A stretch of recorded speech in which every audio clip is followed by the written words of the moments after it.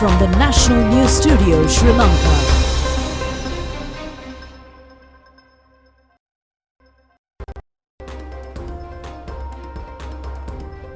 Good evening and a warm welcome to the National News broadcast. Coming to you live from the National News Studio, I am Lakshita Singha. Joining me is Sharifa Tahir.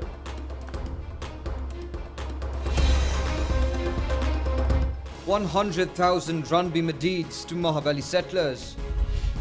The President says that they will not deviate from the democratic process in the governing of the country. He appeals not to misuse this freedom. The Russian army is in an intense battle to capture the capital of Ukraine, Kiev. The IOC increases fuel prices, but the Sipetco prices remain the same. The United Nations has been informed of the vaccination program in Sri Lanka. The Rukirula contestants enter the final stage. On our top story, we take a look at the Russian invasion of Ukraine. Stepping into the third day of intensifying hostilities, the world has already seen the massive damages that have been done to human life and property. Joining me is senior journalist Mr. Prasad Dodangudage. Mr. Prasad, the situation in Ukraine does look grim, but what is the current update on Ukraine? Where is this conflict headed? Lakshita, the battle for Kyiv is becoming extremely dangerous and a fierce one. Russians, with their all military might, they're trying to push into the heart of the Kyiv and capture the city. That's their motive. So they are using their maximum firepower, and the battle has now turned into an urban warfare, because now both parties, they are trying to capture the city. The Russians are trying to capture the city, and Ukrainians, with their all remaining power, try to push back Russians. So that's the situation. Reportedly, we get latest media reports from all the international media. According to those media reports, the battle and the situation is extremely dangerous, because the urban warfare is a very difficult one, especially in a battle like this, because the soldiers from both parties, they have to fight in from street to street and from building to building, and the advantage of the land is with the Ukrainian, because that's their home ground. So this is the most catastrophic battle we can see in the Ukrainian war. At the same time, there are many ongoing fightings reported in many areas of Ukraine, especially the Russians. According to other Russian and both Ukrainian media reports, Russians captured the northern, eastern and southern parts of Ukraine, and they are now advancing from all areas to major cities. Russians also captured, during the first phase of the battle, they captured the Chernobyl area, the former nuclear power plant that in 1986 we had the devastating nuclear disaster, and especially the port areas and major highways. Russians are fighting in all important areas at the moment. So with this fighting going on, we can see a devastating and very catastrophic humanitarian crisis, because we can see number of according to Poland, Polish government, over 120,000 Ukrainians already crossed into Poland as refugees. So we can see the beginning of the most devastating refugee crisis in Eastern Europe's recent history. The most pathetic situation, Lakshita, mostly women and children are moving, because the Ukrainian government banned all the men who are in a age that they can take a rifle and fight with the enemy. They are holding within these cities. So naturally the battle has become very devastating. At the same time, we can see a lot of severe humanitarian crisis behind this battle. Then the diplomatic situation. Yesterday, at the UN Security Council, Russia vetoed the resolution put forward by United States of America. Then we could see three countries, China, India and UAE, they abstained from voting. This was also in a, we could see a wide discussion among the international media. Then sanctions, what's going on? United States of America announced that they are going to impose most severe sanctions covering many areas of a Russian economy. Sanctions will be imposed on banking, financial, technological and some industries, then foreign trade, all these areas. Then there are many countries are behind the United States of America in the line of sanctions against Russia.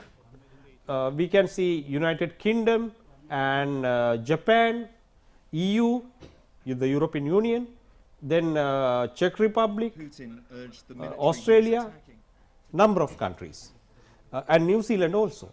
So there will be a very severe diplomatic and economic repercussion to Russia when we consider the ongoing situation, because the Western powers, they are now targeting Russia in a very devastating manner, and they try to isolate Russia and inflict the huge, the most severe damage into their economy by using this crisis. Thank you very much, Mr. Prasad, for that in-depth analysis and update. We promise to keep you updated on the situation in Ukraine in the days to come as well. Well, that certainly was a very vital update on the current situation, and we now take a look at more local stories. President Gotabaya Rajapaksa says that in administering the country, they will not move away from the democratic methodology which consolidate the freedom and expectations of the people. He calls upon all groups not to misuse the freedom granted. The president has made these remarks at the inauguration ceremony of the distribution of 100,000 Mahavali Rang Bima deeds at the Mahavali Stadium in Ambalipitia today. The Run Bima Deed presentation program is being implemented with the objective of enabling people to inherit a land with clear titles under the vision of prosperity policy statement of the government. It has been planned to hand over 100,000 clear deeds during this year. Under the first stage of the program, 35,000 clear deeds are being presented to farmers in 10 Mahavali zones. It is hoped to complete distribution of all land deeds to the farmers in the Mahavali areas before the end of this year. With the completion of the program, the deed recipients are being entrusted with several opportunities to transfer the ownership to family members and to use the deed as the guarantee when engaging in transactions with financial institutions. President Gotabaya Rajapaksa, along with Prime Minister Mahinda Rajapaksa, has symbolized the Run Bima deeds presentation by handing over 30 deeds to the owners of the lands. President Gotabaya Rajapaksa said that he and his government are acting in a manner to establish democracy and the freedom of people. They also act in a manner to safeguard the cultural heritage of the nation. Freedom has been granted to everybody. However, the president added that many people are using this freedom in an erroneous fashion.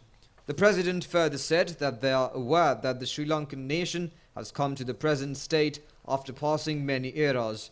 Many youth of today are not aware of the heroic past. The president further said that these youth are also not aware of the fact that literary geniuses such as Sarat Chandra had been assaulted and thrown into the gutter during the Jayavardhana and Premadasa eras. The residences of the judges were damaged with throwing of stones. There was an era of folding the electoral map. The present-day youth also do not have any understanding of the era of throwing media persons to the sea.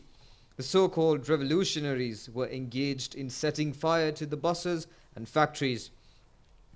The family members of police and security forces had been brutally murdered. The president added that the biggest challenge of today is the foreign exchange problem. There are several reasons for this issue. The first one is the foreign exchange the country was deprived of due to the COVID pandemic. The president further said that in addition, the government is also compelled to pay back the loans taken by the previous governments due to numerous reasons. Only 5 billion rupees were taken as loans until the year 2015. However, during the period of the previous government, bonds valued at 15 billion rupees had been taken. The present government is compelled even to pay the interests as well. No development projects had taken place utilizing these monies. All the funds were wasted. Therefore, he added that this was not due to a shortcoming of financial management of the present government. The Prime Minister, expressing opinion on this occasion, said that so-called revolutionary parties had always taken political advantages by sending people to the roads. Prime Minister Mahinda Rajapaksa said that we all accept the fact that we were able to hear only about oil, rice and fertilizer in the recent past. When importation of chemical fertilizer was restricted, some so-called revolutionary parties had come to the doorsteps of people and urged them to protest in the streets. Some had set fire to the paddy fields. Bags of vegetables and fruits were destroyed. The Prime Minister added that the government is aware that they did not do these for the love of farming and of the people. The agitators wanted to destabilize the daily routine of the people through false propaganda and to prevent the arrival of tourists into the country. Even those who did not belong to the teaching profession were engaged in teacher protests. These protesters did not have any solutions to these problems. They always wanted to take political advantages through lies, misconceptions and fraud. The Premier has further stated that the people in the country are aware what had happened to the country after these groups took over power, deceiving the masses. Their regime had ended with the creation of terrorism and the entire country had become unprotected. They had destroyed the economy and stopped development. The Premier added that there is no long life for lies. With that, we take a look at a few more local stories coming your way. The Lanka Indian Oil Company has once again revised fuel prices. This was the second occasion of the company increasing fuel prices within a month. Accordingly, the price of a litre of diesel has been increased by 15 rupees. And the price of a litre of petrol has also been increased by 20 rupees. As a result, a new price of a litre of petrol is 204 rupees and the new price of a litre of auto diesel is 139 rupees. The Lanka Indian Oil Company has previously increased the fuel prices on the 6th of this month. Meanwhile, media spokesman of the Media Ministry, or rather the Ministry of Power and Energy, and Additional Secretary Chaminda Hettiarachchi says that the CPETCO Institute has not yet taken any decision regarding increasing fuel prices. Additional Secretary and Media Spokesman of Ministry of Power and Energy Chaminda Hettiarachchi said that they have not decided to increase the fuel prices at this moment. CPETCO ආයතනයේ පෝලිම් යම් ප්‍රමාණයකට වැඩි වෙන්නත් පුළුවන්. ඉතින් ඒ සඳහා කලින් සැලසුම්. Well, Sri Lanka has been praised by the world over for their inoculation drive. And moreover, we see everyone who's eligible to get their third dose vaccination getting it done because it's vital. Well, I think what's most important, Sharifa, is that the majority of the Sri Lankan population also understands the importance of being inoculated. In fact, His Excellency the President made a statement to the international community regarding the vaccination program, where President Gotabaya Rajapaksa stated that the COVID vaccination program has enabled to control the destructive spread of the COVID-19 disease in the country. He was addressing via video technology a dialogue held at the United Nations General Assembly regarding the expediting the vaccination program. I now invite members to view the pre-recorded statement of His Excellency Gotabaya Rajapaksa, President of the Democratic Socialist Republic of Sri Lanka. The continuing spread of COVID-19 remains a matter of serious concern for all countries. The emergence of new variants of concern remains a dangerous possibility while availability of vaccines remains uneven globally. Sri Lanka's vaccination program began in January 2021, shortly after vaccines first became available. It was rooted in the principles of preventing mortality, morbidity, and transmission of COVID-19 and maintaining social and economic functions while safeguarding public health goals. As of 15th February this year, 95% of the eligible population has received one dose of the vaccine, while 85% have been double vaccinated. 44% of those fully vaccinated have also been provided a booster dose. Despite the pandemic's high human cost, these measures have helped Sri Lanka contain its ravages to a large degree. Sri Lanka appreciates the generosity of nations that donated vaccines directly or via COVAX, thereby augmenting the majority of vaccines Sri Lanka bought directly from manufacturers. I call on all nations to work together to expedite universal vaccination for the benefits of humanity.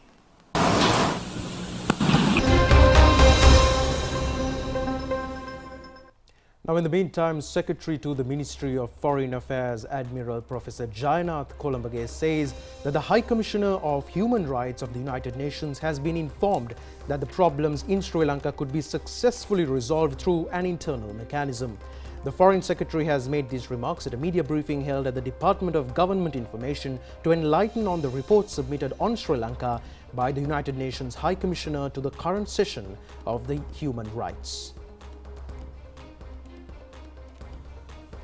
Secretary to the Ministry of Foreign Affairs, Admiral Professor Jayanath Kolambage, said that upon analysis of the facts that had formed the basis of the report of the High Commissioner presented to the session, it has become clear that 95% of the facts were related to internal political issues. There is a parliament and a cabinet in the country. There is also a president and a government elected by the free vote of the people. There is no military government by any means. Only a democratic government prevails. Admiral Professor Kolambage further said that the government and the people have the right to take decisions through assembly. The Geneva is questioning all these facts.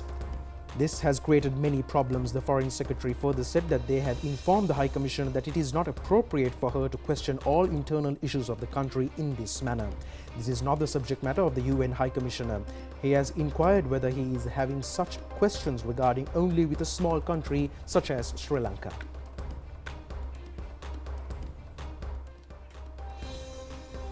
Well, in the meantime, recruitment and placing of headdresses of 153 nurses in the Colombo Nursing School who have completed training after the declaration of the Nightingale Pledge has taken place at the Temple Trees yesterday. Prime Minister Mahinda Rajapaksa presided over the event. The ceremony has commenced with paying respects to a statue of Madam Florence Nightingale. The students who have secured first, second and third places in the first-year examination of the 2018 batch of nurses have received special souvenirs from the Prime Minister. Minister Keheliya Rambukwala has also presented souvenirs to students who have showed special skills at the examination.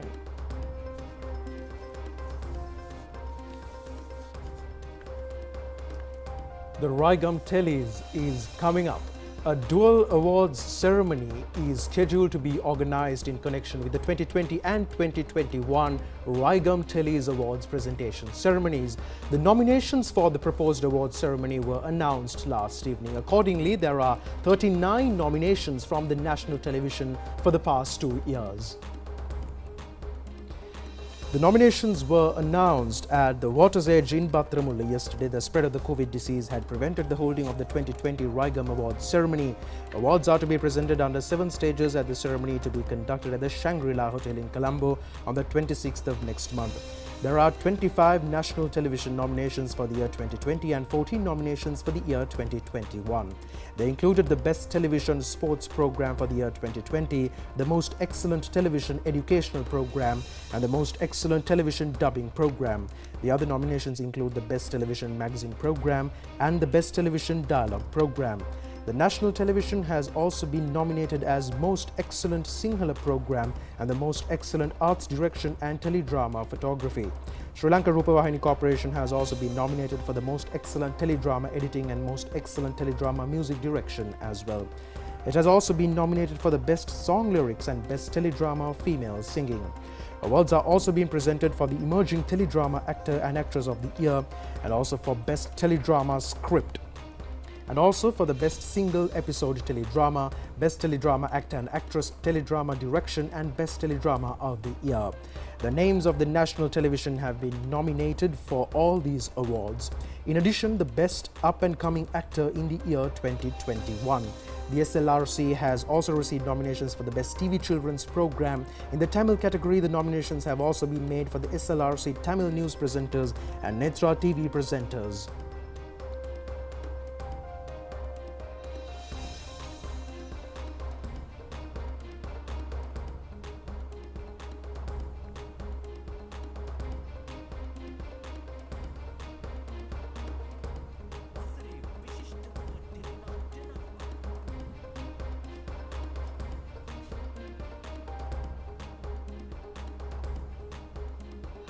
Symbolic presentation of certificates for the nominated media programs and teledramas have also taken place.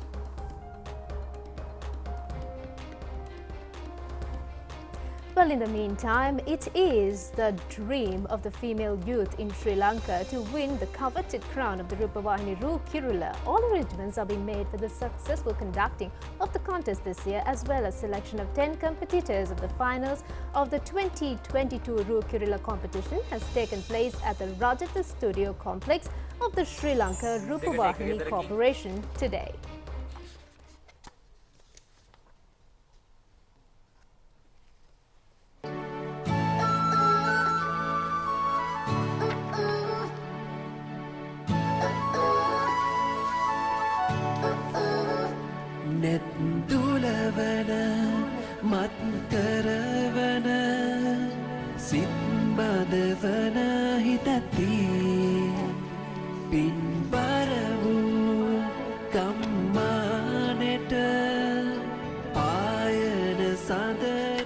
More than 5,000 applications have been received for the 2022 Kirula competition. 1,500 contestants have been selected for the first round. 125 youth were selected for the second round. The number of participants in the final round is 10. The panel of competent and veteran judges of the contest include Rurajina contest innovator and directress Loching Wong, veteran dance instructor Channa Vijayavardhana, veteran beautician Samantha Gunasekara, and actress Udari Pereira.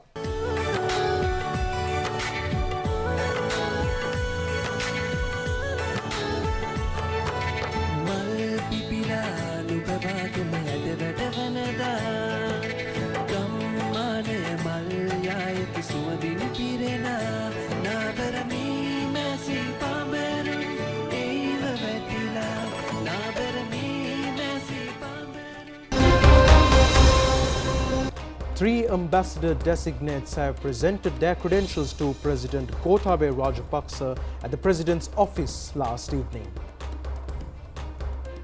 The newly appointed ambassadors are from the United Arab Emirates, the United States of America and Libya. The new ambassador of United Arab Emirates, Khalid Nazar Suleiman Al-Ameri,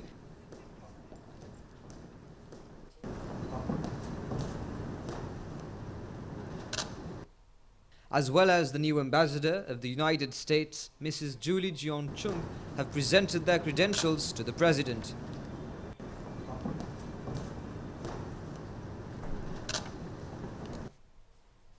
The other ambassador designate who had presented credentials to the President was Libyan ambassador Nazal Al-Farhani.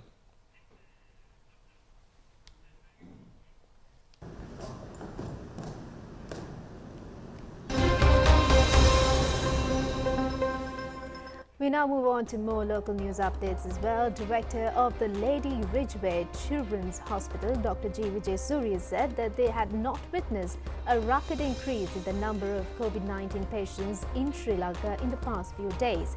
He has also explained on the progress of the COVID control vaccination program being implemented in the country. At the moment, COVID, we are noticed static level. There is no rapid increase noticed within about 1 week period. These days, usually we are getting the new patients around 1,200 to 1,300 patients, but there are no much serious cases reporting. And also we have prepared ICU for if there is any patients who are getting worse. At the moment, there are 65 to 70 patients are getting in-note ICU treatments, and daily death rate is usually around 30, but according to that, somehow we are continuing the vaccination program. There is some kind of improvement we can see these days. The people are coming for the vaccine. At the moment, about 20 years, we are giving 3 doses. That means including the booster doses. Between 16 to 19 people, we are giving only 2 doses of vaccine, and 12 to 15 years, we are giving only the single dose. But we are discussing to introduce the second dose for the 12 to 15 years, not yet decided.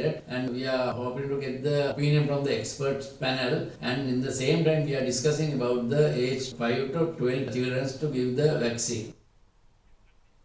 With that, we take a look at the global update of the COVID-19 pandemic. We start off with the new guidelines that have been issued by the United States. The United States Centers for Disease Control and Prevention has dramatically eased its COVID-19 guidelines for when people should wear masks indoors, a move that means 72% of the US population will reside in communities where indoor face coverings are no longer recommended. The new masking guidelines shift from a focus on the rate of COVID-19 transmissions to local hospitalizations, hospital capacity and infection rates. Under the prior guidelines, 95% of US counties were considered to be experiencing high transmission, leaving just 5% under the agency's recommendation for abandoning indoor mask requirements. The moves come as the wave of coronavirus infections caused by the easily spread Omicron variant subsides substantially in the US, and states such as New Jersey have announced plans to lift indoor mask mandates for schools and other public places in the coming days. The new policy is broken down into 3 categories: low, medium and high risk, based on hospital capacity and cases. It advises people in medium risk communities who are at increased risk of complications from the disease, such as those with compromised immune systems, to ask their doctors if they should be wearing a mask. Travelers will still need to wear masks on aircraft, train and buses, as well as in airports and train stations. The Delhi Disaster Management Authority has decided to withdraw all COVID-related restrictions, including night curfew in Delhi, restart physical classes in schools from 1st of April, and reduce the fine for not wearing masks from 2,000 rupees to 500 rupees, Chief Minister Arvind Kejriwal said yesterday.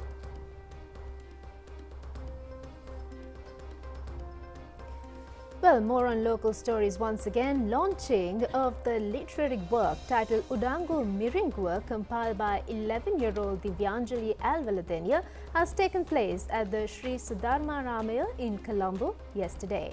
Minister of Mass Media Dallas Alahaperuma has presided over the event. A request has been made from the children who were home-ridden during the corona pandemic last year to present their own creations. The program has been conducted according to a concept of the Minister of Education at the time, Dallas Alahaperuma. Accordingly, Divyanjali Alvaladenia, a student of UB Vaninayaka Vidyalaya in Galgamu, has written the story titled Kiriyattage Sihineya.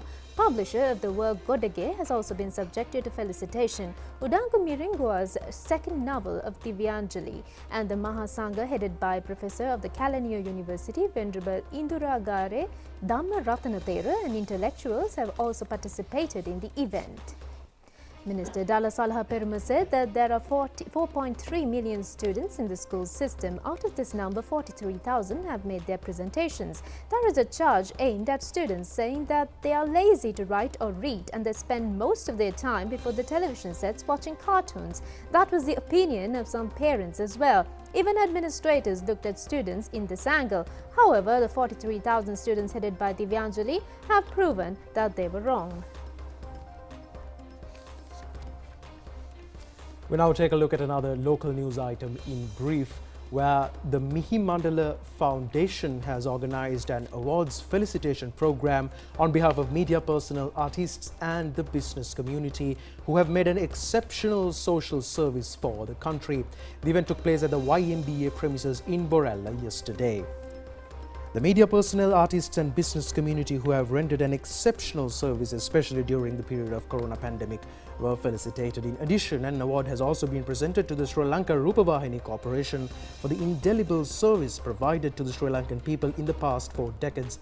Assistant Director of the Music Division of the SLRC, Mahesh Nissanka, has received the award on behalf of the Chairman of the Corporation. Mahesh Nissanka has also received a special award for the program Sihina Ekira, presented on behalf of local and foreign viewers. Well, more on news updates. A funeral of late veteran media person Sunil Madhava Prematilaka took place at the Talahina General Cemetery in Malabar this evening in the presence of people's representatives, including media personnel and artists. The remains have been kept at the Richard D'Souza Media Housing Scheme in Koswata, Talangama till this afternoon. Among those who have paid their last respects included the ministers Dallas Alahaperumo, Vimal Veeravansa and Bandula Gunawardana. Sunil Madhava Prematilaka has been popular as a revolutionary media person who fought against injustice without disregarding threats of his life. In the meantime, island-wide programs are being implemented on selected environmental network conservation and management. They have been organized under the SCAMP, or Environmental System Conservation and Management Project. Under the project, programs have been implemented for the reconstruction of reservoirs and to enhance the livelihood of persons living in the vicinity of forests, as well as on tourism promotion. Tanks and parks in the Lunugampehera National Wildlife Sanctuary are also being reconstructed with special attention on the welfare of animals. The parks remain open for the tourists. The Vesagiri team of the national television have been accorded the opportunity to visit the area recently. The program is being telecast over the national television on every Saturday.